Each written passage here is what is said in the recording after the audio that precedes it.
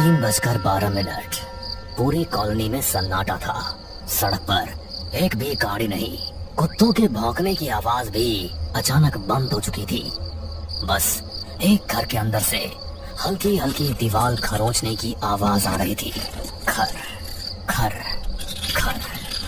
ऊपर वाले कमरे में एक बच्चा आरव बिस्तर पर बैठा हुआ था।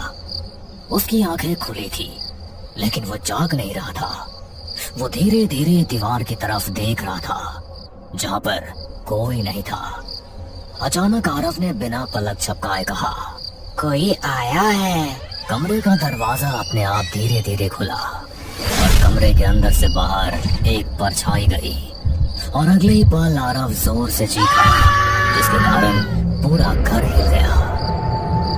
शहर से थोड़ा दूर एक शांत कॉलोनी में सफेद रंग का एक 2 मंजिला घर था, शर्मा हाउस।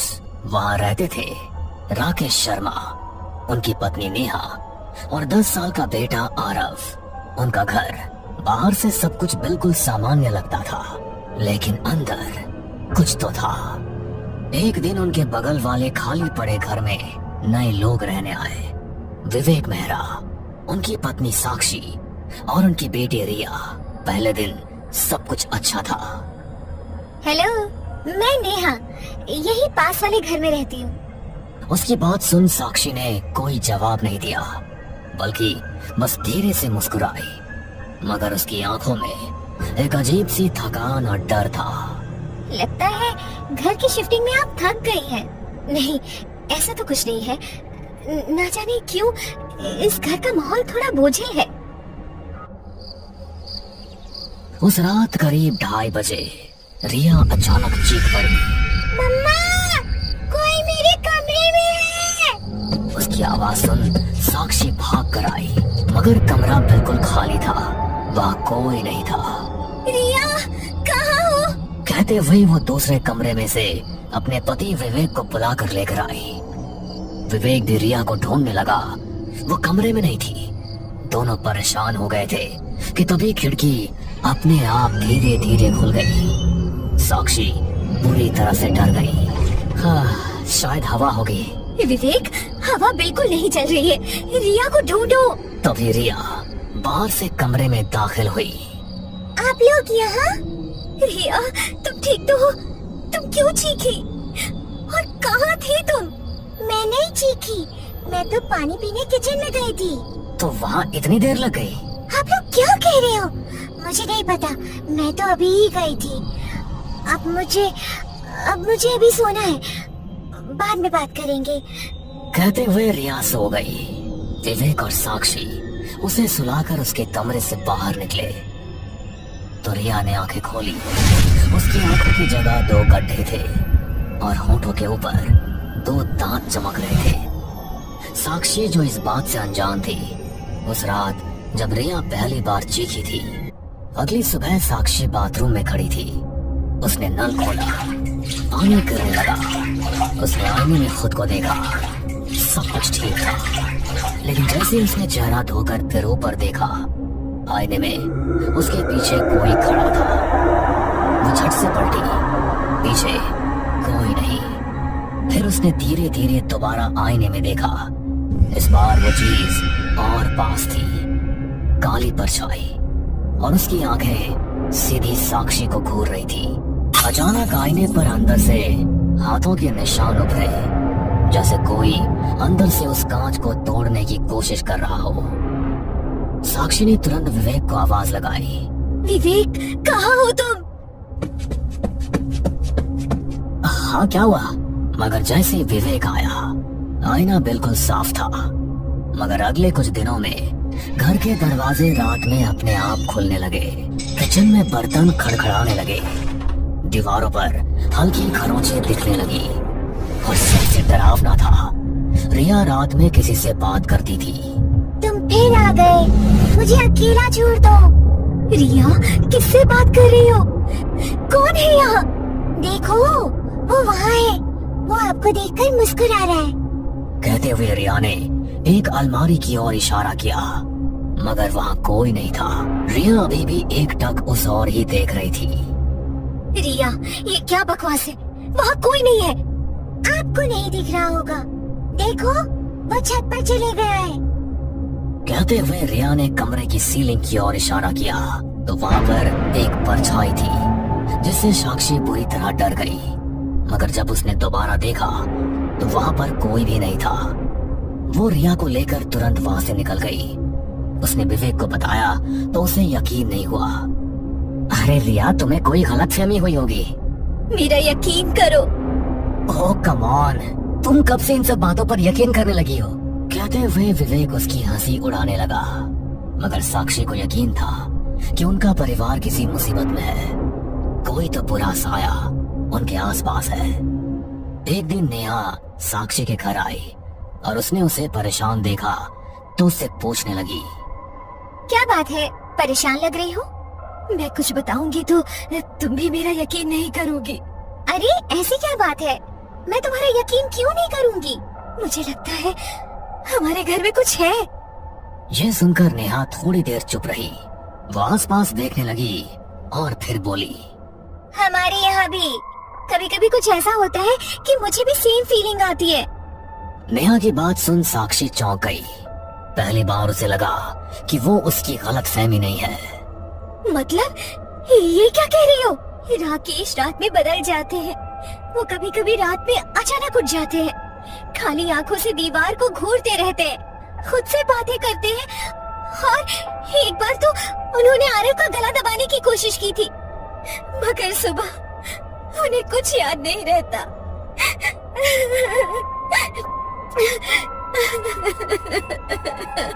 कहते हुए नेहा रोने लगी।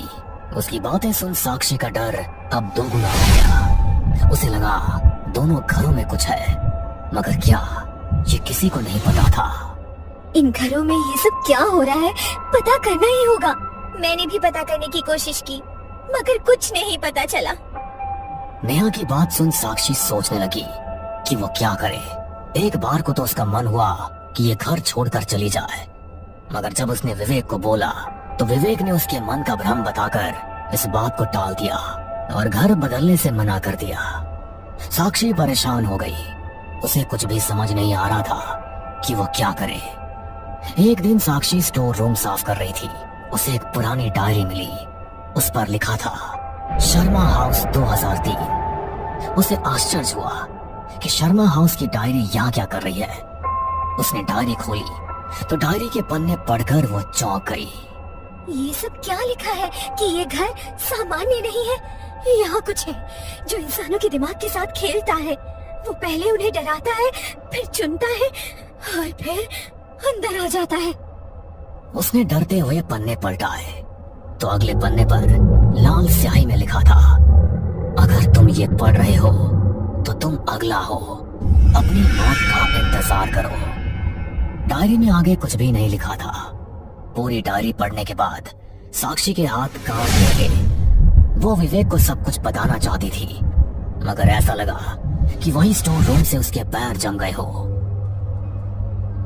उस रात रिया फिर जागी। इस बार वो जोर जोर से हंस रही थी। उसे इस तरह हंसते देख साक्षी तुरंत उसके पास पहुंच गई। रिया, क्या हुआ? इस तरह क्यों हंस रही हो? मम्मा, आज वो अंकल आए थे। कौन कौन अंकल? किसकी बात कर रही हो? अरे और कौन? वही बगल वाले अंकल, राकेश अंकल। रिया की बातें सुन साक्षी का दिल रुक गया। उसके मन में वही डायरी की बातें आ रही थी। वो नेहा के बारे में सोचने लगी। उसने भी कहा था कि राकेश रात को बदल जाते हैं। साक्षी को कुछ भी समझ नहीं आ रहा था कि वो क्या करे। कुछ देर सोचने के बाद उसने घर में कैमरा लगवा दिया और सारी रात यही सोचती रही कि कल क्या देखने को मिलेगा। मगर रात में ही जब विवेक चीख कर उठी तो उन लोगों ने सीसीटीवी की फुटेज देखी और जो कुछ उसने देखा उसने सब कुछ बदल दिया। विवेक भी शॉक्ड था। ये सब क्या है? हमारे घर में ये सब कब से चल रहा है? आप खुद देखो, मैं आपको कब से बोल रही थी मगर आप मेरी बात मान ही नहीं रहे थे। देखो,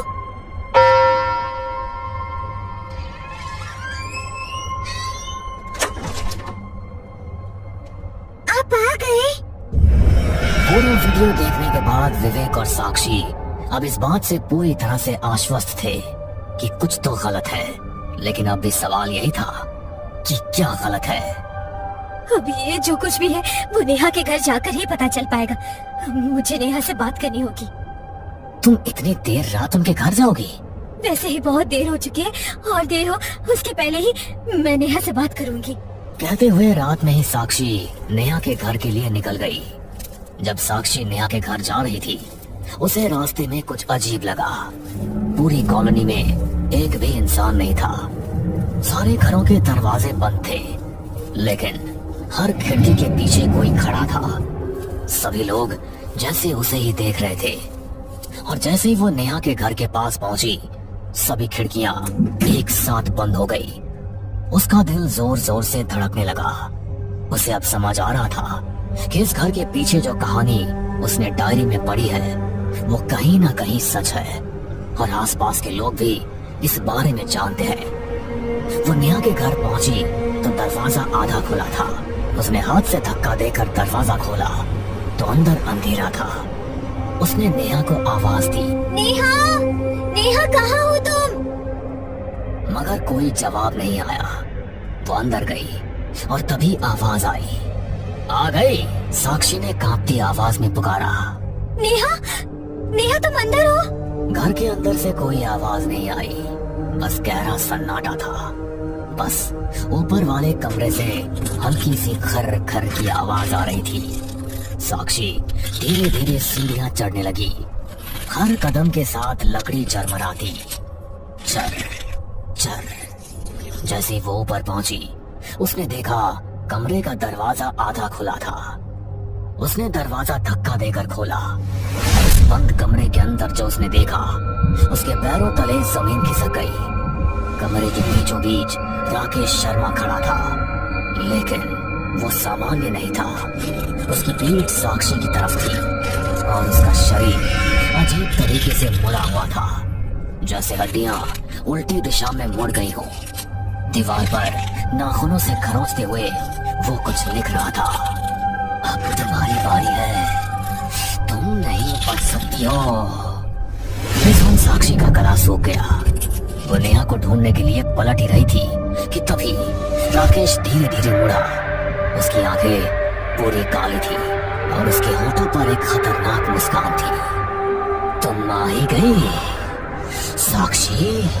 नेहा, कहाँ हो तुम? ये देखो, राकेश भैया को क्या हो गया? उसकी बात सुन राकेश ने सिर टेढ़ा किया और उंगली से ऊपर छत की ओर इशारा किया। साक्षी ने डरते हुए ऊपर देखा और उसकी जीभ निकल गई। नेहा छत से चिपकी हुई थी। उसकी आंखें खुली थी, लेकिन वो हिल नहीं रही थी, जैसे उसकी जान जा चुकी हो। अचानक कमरे का दरवाजा बंद हो गया। साक्षी भागने लगी, लेकिन उसके पैर जम से गए। तभी पीछे से एक आवाज, तुम्हें भी चुना गया है। नहीं, मैं जा रही हूँ, तुम मुझे नहीं रोक सकते। मैं सबको सच बता दूंगी। कहते हुए वो कमरे से बाहर निकलने की कोशिश कर रही थी कि अचानक कमरे का तापमान गिर गया। साक्षी को सांस लेना मुश्किल हो गया। तभी वही काली परछाई जो कुछ दिन पहले साक्षी को आईने में दिखी थी, धीरे धीरे दीवार से बाहर आने लगी। अब वो साफ दिख रही थी। लंबा काला शरीर, बिना चेहरे के, और जहाँ चेहरा होना चाहिए था वहाँ सिर्फ अंधेरा। राकेश की आवाज बदल गई। उसकी आवाज एकदम भारी और कड़क थी।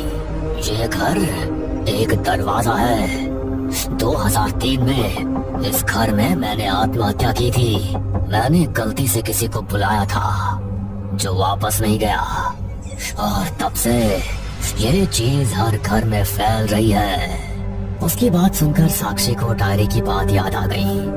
वो पहले डराता है, फिर चुनता है, और फिर अंदर आ जाता है। तभी साक्षी को अचानक समझ आया, ये चीज इंसानों के अंदर घुसती है। राकेश पहले शिकार था, पर अब वो माध्यम बन चुका था। और अगला रिया, ये कमजोर लोगों को अपना शिकार बनाता है। जो इससे नहीं डरेगा, ये उसका कुछ भी नहीं बिगाड़ सकता। तुम मेरा कुछ नहीं बिगाड़ सकते हो, समझे तुम? साक्षी ने जैसे उसे धमकी दी, वो पीछे हट गया। दरवाजा अपने आप खुल गया और साक्षी चीखते हुए भागी और अपने घर की तरफ दौड़ी। जब वो घर पहुंची, विवेक दरवाजे पर खड़ा था, मुस्कुरा रहा था। कहाँ गई थी तुम? हम तुम्हारा इंतजार कर रहे थे। विवेक को देख साक्षी का दिल बैठ गया। वो अभी तक जो निडर थी, अब वो डर कर उसके गले लग गई। आखिर तुम डर ही गई, यही तो मैं चाहता था। ये क्या कर रहे हो? तभी पीछे से रिया की आवाज आई।